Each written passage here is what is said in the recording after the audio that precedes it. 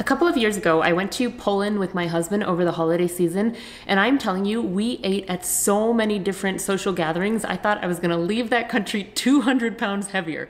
And so what I'm gonna share with you in this video are 3 really easy sides that you can pull together, have for yourself to eat, and walk away from a gathering or a Thanksgiving dinner and not really be like, oh my gosh, I'm so bloated, and why did I do this? And I did this again.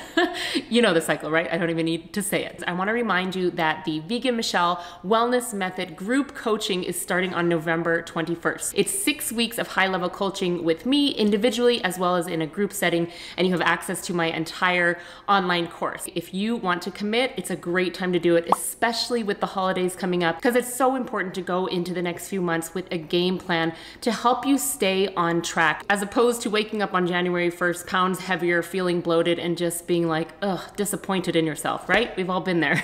So let's head over to the kitchen and we'll get into these recipes. They're all oil-free. They're all really simple and easy to make. I've kept them so simple, yet they still have a lot of flavor and are super delicious. Peel and slice a 1/4 inch thick 2 pounds of sweet potatoes.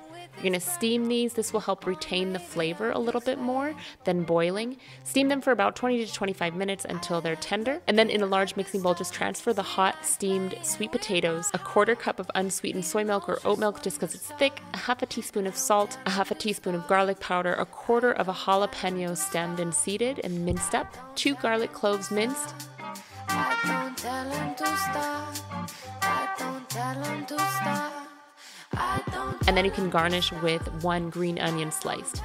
It's a classic mashed sweet potato with a really flavorful, unexpected twist.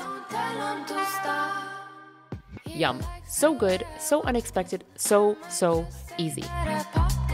If you're thinking about this one, yes is the answer. This is an easy squash casserole, and this turned out to be my favorite thing I made on this day. I'm mincing 4 cloves of garlic and dicing up 2 sweet onions. And in a large frying pan, I'm heating about a 1/4 cup of vegetable broth over a medium-high heat. Then I'm adding the garlic and the onions, saute for about 5 to 7 minutes, and in that time do some chopping. Chopping up 1 pound of zucchini thinly sliced and a pound of yellow summer squash that's also thinly sliced. Add about a tablespoon of thyme.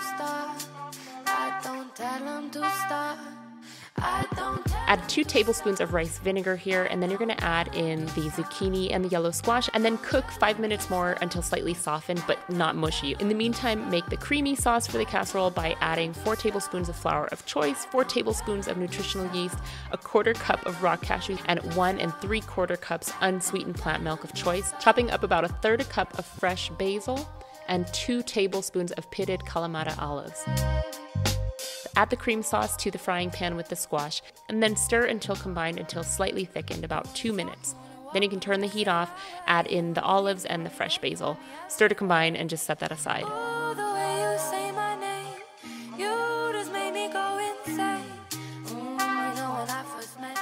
In a 9 by 13 inch baking sheet, arrange half of the squash mixture evenly and then sprinkle about a 1/4 cup of panko breadcrumbs, followed by a tablespoon of vegan Parmesan cheese evenly over the squash, and that's in the full recipe. Arrange the remaining squash mixture evenly and then cover the baking dish with foil and bake it for 15 minutes in the oven at 450 Fahrenheit.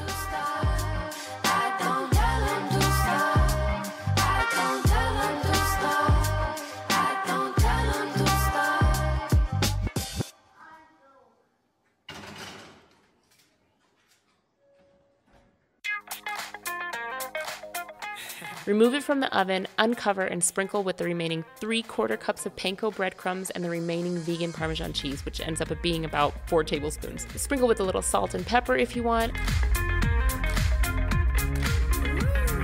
Bake uncovered for 15 to 20 more minutes until the panko is golden brown and the cream sauce has slightly thickened. Remove it from the oven and let it cool 15 minutes before serving. This is so delicious, and I feel like it pairs really well with any kind of big festive kind of meal.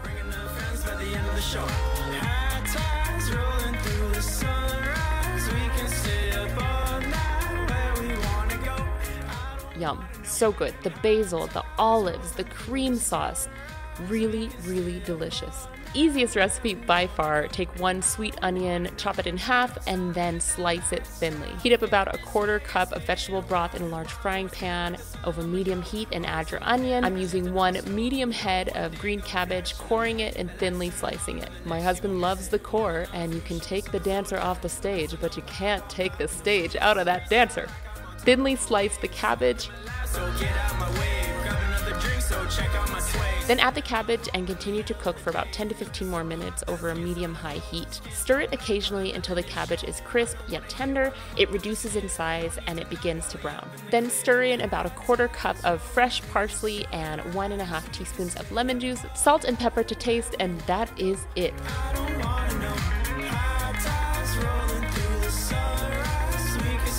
Really simple, yet still really flavorful.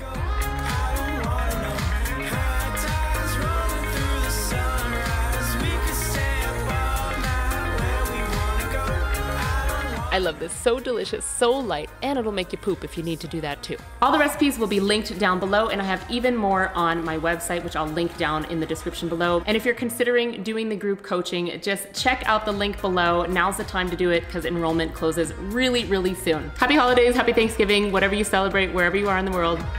Enjoy.